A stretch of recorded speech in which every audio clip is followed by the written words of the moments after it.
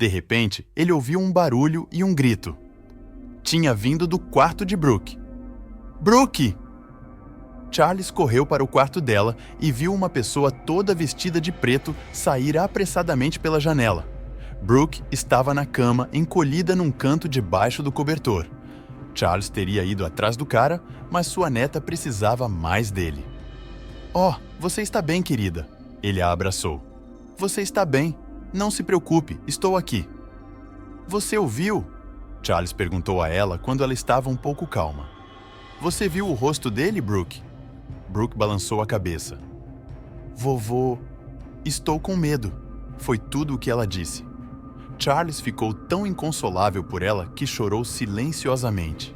Ele sabia que Brooke não estava mais segura com ele.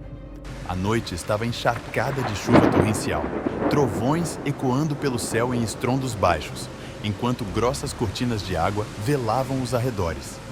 Charles dirigiu até a casa de sua ex-esposa, Martha, sob forte chuva. Ao parar, ele pegou Brooke nos braços, correu até a porta e tocou a campainha. Carlos! Martha ficou chocada quando apareceu na porta. Oh, Deus, Brooke! O que está acontecendo? Mantenha-a com você. Ele entregou Brooke para ela. Ela não está segura comigo. Espere! Martha agarrou seu braço quando ele se virou para sair. Entre! Seque-se! Charles não queria, mas não podia recusar. Martha ofereceu-lhe um pouco de chá e sentou-se à sua frente. Brooke estava assistindo TV e tomando uma xícara de chocolate quente. Olha, Charles, não sou mais sua esposa, mas só pela expressão em seu rosto posso dizer que algo está errado, disse ela. Se quiser, pode conversar sobre isso. Sou todo ouvidos.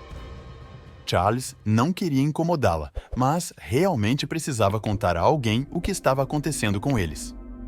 Alguém tentou sequestrar Brooke do quarto dela. Ele finalmente revelou com um suspiro. Eu estou preocupado com ela. O quê? Martha ofegou baixinho enquanto se virava brevemente para olhar para Brooke. Oh, querido, isso é horrível. Você está bem? Estou bem. Fui ao quarto dela bem na hora, mas o cara escapou, disse Charles. Eu quero que você cuide de Brooke. Vou levá-la para Oliver amanhã de manhã. Ela estará segura lá. Dias de hoje. Você provavelmente não se lembra de mim porque era apenas uma garotinha, Brooke, disse Oliver. Charles deixou você na minha casa na manhã seguinte. Ele me pediu para cuidar de você porque achou que você estaria seguro com um policial. Mas não muito depois, Charles decidiu desistir da investigação. Ele não queria perder você, Brooke. Você era tudo que ele tinha. E você sabe, ele se mudou para uma parte diferente da cidade, longe de sua antiga vida, longe de tudo que ele pensava que poderia prejudicar você. Ele nunca mais me contatou depois disso, mas presumi que ele contaria a você sobre mim. Oh, Deus, isso é uma loucura! Então ninguém sabe quem matou meus pais e tentou me sequestrar? Eu gostaria de poder ajudá-la com isso, Brooke, disse Oliver. Já se passaram 20 anos. Quem fez isso pode estar morto, pelo que sei. Depois que Brandon morreu na prisão, até mesmo este caso morreu com ele. Acho que não, Oliver, disse Brooke com confiança. Não posso simplesmente deixar isso passar depois de saber que meus pais foram mortos. Foi bom conversar com você e obrigado por tudo o que você fez. Vejo você por aí. Brooke precisava descobrir o que estava acontecendo. Ela desligou o telefone e foi até a casa de Charles em busca de qualquer evidência adicional. As horas se passaram, mas foi inútil. Brooke percebeu que agora só havia uma pessoa que poderia lhe dar as respostas que ela precisava. Brooke reuniu as evidências que tinha sobre a morte de seus pais e dirigiu até a casa de sua avó. Brooke, querida! O rosto de Martha se iluminou quando a viu. Ah, entre! Martha serviu-lhe um pouco de chá. Brooke raramente visitava a avó, mas eles se conheceram brevemente no funeral de Charles. Vovó, há 20 anos, na noite em que o vovô me trouxe aqui depois que alguém tentou me sequestrar, ele lhe contou alguma coisa sobre o acidente da mamãe e do papai? Ela perguntou. Por que você perguntaria isso depois de todo esse tempo?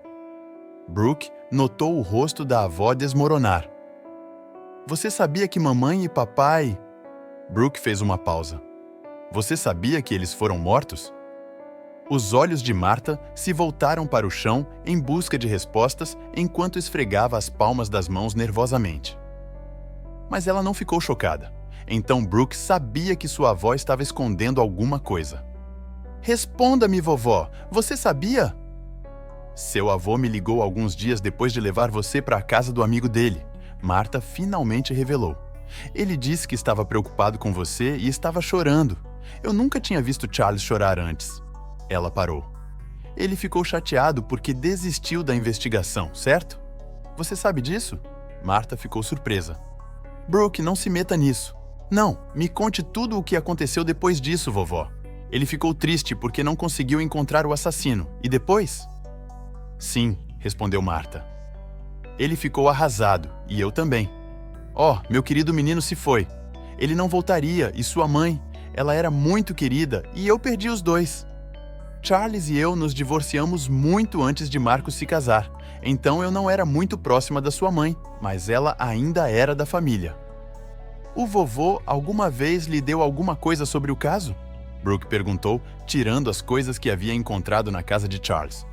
Parece que ele não conseguiu se convencer a se livrar das evidências. Nem eu consigo. Preciso descobrir o que aconteceu com mamãe e papai. Mas, querida, não adianta voltar no tempo. Martha balançou a cabeça. Isso não os trará de volta. Mas não podemos desistir, vovó. Ela segurou a mão dela. Por favor, o vovô alguma vez mencionou alguma coisa. Ele mencionou um certo Brandon. Não conheço nenhum Brandon, respondeu Martha. Como você sabe, Charles e eu ficamos muito distantes depois que nos divorciamos. Fui pega de surpresa quando ele apareceu na minha porta naquela noite. Mas... Martha fez uma pausa. Acho que tenho algo dele. Ele me deu e me pediu para ficar com ele. Era uma caixa. Uma caixa. Onde está mesmo? Martha se perguntou. 1 segundo, já volto, disse ela a Brooke. Martha voltou alguns minutos depois. Aqui está, disse ela, entregando uma caixa enferrujada para Brooke. Charles apareceu um dia e me disse que era importante e que precisaria dele mais tarde. Ele disse que não poderia mantê-lo com ele porque estava preocupado que pudesse ser roubado ou perdido. Mas então, ele desistiu da investigação e eu nunca mencionei a caixa para ele. Nós dois meio que esquecemos disso. Brooke abriu a caixa imediatamente e encontrou algumas fotos monocromáticas de um rapaz e um pedaço de papel velho. Parecia um recibo. A maior parte da tinta do pequeno pedaço de papel havia sumido, mas ela percebeu que era uma conta de um restaurante. E no verso havia apenas um nome: Anthony. Você conhece algum Anthony? Brooke perguntou a ela enquanto estudava a conta. Talvez ele fosse amigo do vovô? E esse cara... Ele é Anthony. Brooke estendeu as fotos para Martha, mas a mulher mais velha balançou a cabeça. Acho que nunca ouvi falar desse nome antes, querida, e realmente não sei quem é esse homem. Bem, o restaurante na conta é um Coco's, mas a escrita desapareceu depois disso. Brooke suspirou impotente com os olhos fixos na conta. Pode ser o Coco's Diner, aquele restaurante? Martha sugeriu. Charles e seus amigos costumavam ir lá. Eles servem o melhor peixe com batatas fritas. Deve ser aquele lugar. Então, talvez este seja um recibo da lanchonete, e talvez eu possa encontrar mais sobre esse Anthony lá. Brooke, seu avô gostaria que você estivesse segura. Eu não sei. Não tenho um bom pressentimento sobre o que você está fazendo. Martha contou a ela. Você me ajudou muito, vovó, disse Brooke, ignorando o conselho da mulher mais velha. Mas eu tenho que fazer isso pela mamãe e pelo papai. Brooke procurou o endereço do restaurante online ao entrar no carro. Felizmente, não foi encerrado. Ela digitou o endereço no GPS e dirigiu até o restaurante. O edifício não parecia muito diferente de como era há 20 anos. Era uma pequena estrutura vermelho tijolo. Quando Brooke entrou, o aroma de frango e batatas fritas frescas atingiu seus sentidos. Ela estava indo em direção à recepção quando esbarrou em um homem mais velho. Sinto muito. Ela se desculpou imediatamente. Está tudo bem, jovem senhorita.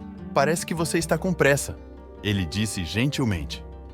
Eu sou Fred, o proprietário. Posso ajudá-la com alguma coisa? Você é o dono? O rosto de Brooke se iluminou. Prazer em conhecê-lo, Fred. Na verdade, você pode me ajudar muito. Alguém da sua equipe se chama Anthony? Eu tenho esse recibo. Ela tirou da bolsa e entregou a ele. É um pouco antigo, mas tinha o nome dele escrito. Então imaginei que ele fosse de alguma forma relacionado a este lugar. Fred fez uma pausa. Bem, acho que tínhamos um garçom com esse nome anos atrás. Ele lembrou. Mas não sei há quanto tempo. Mas você sabe, ele era tão estranho, e talvez seja por isso que me lembro dele tão bem. Ele não recebeu seu salário e nem nos contou por que estava saindo. Ele não ficou por aqui por muito tempo. Presumi que ele tivesse encontrado outra coisa, um emprego melhor. Isso acontece o tempo todo nesta fila, de negócios. Você tem algum número ou endereço para que eu possa contatá-lo? Ela perguntou. Já se passaram alguns anos, senhorita. Ele sorriu tristemente. Então eu duvido, mas temos um garoto novo que se juntou a nós recentemente. Talvez pudéssemos pedir ajuda a ele. Fred contratou um rapaz que era bom com computadores. Ele pediu ao menino que acessasse os registros da equipe, e o adolescente fez algo que nem Brooke nem Fred entenderam, mas retirou o endereço de Anthony. Brooke sabia que finalmente havia encontrado o Anthony que procurava porque os registros dele tinham aproximadamente 20 anos. Mas por que você precisa disso, senhorita? Fred perguntou enquanto ela anotava o endereço de Anthony. Não é nada sério, explicou ela. Anthony poderia me levar a alguém que estou procurando. Uma hora depois, Brooke parou em frente a uma casa modesta. Tem um pequeno jardim de crisântemos no jardim da frente. Brooke subiu os degraus da varanda da frente e bateu. Minutos depois, uma mulher mais velha apareceu na porta. Sim? Ela perguntou. Como posso ajudá-la? Olá, Anthony mora aqui? Brooke perguntou. Eu? O que você quer dele, garota? A mulher mais velha a interrompeu. Ah, eu acho que ele conhecia meu avô, explicou Brooke. Meu avô faleceu e eu tinha algumas perguntas para... Anthony está morto, garota, respondeu a mulher rudemente. E os mortos não falam, então é melhor você cair fora. A mulher mais velha começou a fechar a porta, mas Brooke a impediu. O quê? Mas eu pensei que ele poderia me contar o que aconteceu com meus pais. Brooke deixou escapar. Eles morreram em um acidente de carro há 20 anos, e ele era minha última esperança. Espere um segundo. Qual você disse que era seu nome? Perguntou a mulher mais velha, seu rosto mudando de raiva para choque. Ela olhou atentamente para Brooke. Eu sou Brooke. Isso não pode ser, ofegou a mulher cobrindo a boca. Você... Oh Deus!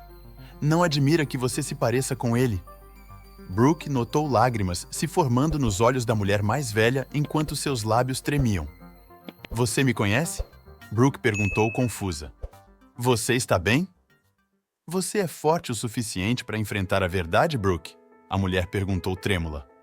Entre apenas se você puder enfrentá-lo. A mulher abriu mais a porta para ela e entrou.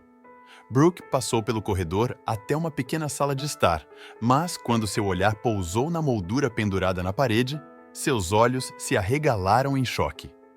A fotografia de um homem mais velho e do jovem cujas imagens monocromáticas ela encontrara na caixa enferrujada pendurada na parede. Esse é Anthony, meu marido. A mulher apontou para a imagem do homem mais velho. E eu sou a esposa dele, Grace. Conheço Charles. Ele conheceu meu marido no trabalho e se tornou um bom amigo, mas apenas por um tempo. E eu posso dizer que nunca vi um homem mais horrível em minha vida. Posso garantir que é uma bênção que Charles esteja morto. Com licença? Brooke franziu a testa. Como você pode dizer isso sobre um homem morto? Pelo menos tenha a cortesia. Ele não é seu avô, Grace gritou em meio às lágrimas. Você não entendeu ainda? Ele roubou você. Ele roubou tudo. Ele tirou tudo de nós. E espero que ele tenha morrido de dor pelo que fez. Você vê o outro jovem na foto? Esse é Anthony e meu filho, David. Sua mãe, Aline. Você não tem ideia da dor que ela suportou quando conheceu o filho de Charles, Marcos. Grace acrescentou ao contar a tragédia fatal que roubou tudo dela anos atrás. Grace narra o que aconteceu há 20 anos. David olhou para o relógio de pulso ao chegar ao ponto de ônibus. Onde ela está? Ele se perguntou. Poucos minutos depois, ele viu Aline caminhando até o ponto de ônibus. David esperava pela chegada de Aline todos os dias. Ele se apaixonou por ela à primeira vista, mas não teve coragem de convidá-la para sair. Naquele dia, ele viu algo que finalmente lhe deu coragem para se aproximar dela. Ele e Aline estavam sozinhos no ponto e ela começou a chorar. David hesitou por um momento, mas não conseguia mais vê-la chorando, então se aproximou dela. Ei, você está bem? Ele perguntou, mas ela se afastou dele, enxugando as lágrimas. Por favor, me deixe em paz, disse ela. Aline, eu... Ele tentou se aproximar dela novamente, mas ela se encolheu e se afastou. Como você me conhece? Afaste-se de mim! Eu trabalho no mesmo hospital que você. Talvez você não tenha me notado antes, mas eu noto você todos os dias e eu... Antes que ele pudesse continuar, o ônibus chegou.